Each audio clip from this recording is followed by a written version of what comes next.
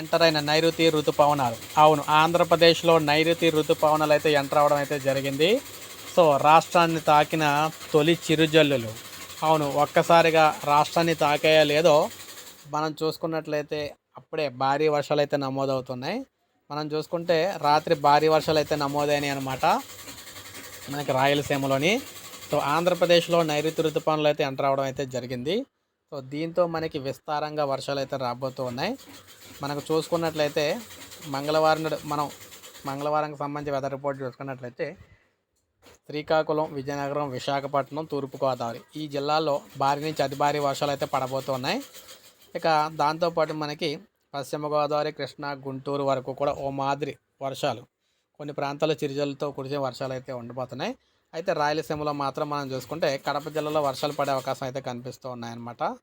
కొంతవరకు కర్నూలు, కడపలో కూడా వర్షాలు పడే అవకాశాలు అయితే కనిపిస్తున్నాయి. సో ఈ విధంగా మనకి మంగళవారం అయితే ఉండబోతుంది అనమాట వెదర్ రిపోర్టు. సో ఇది అప్డేట్. ఒక లైక్ చేయండి, సబ్స్క్రైబ్ చేసుకోండి, మన ఛానల్ సబ్స్క్రైబ్ చేసుకొని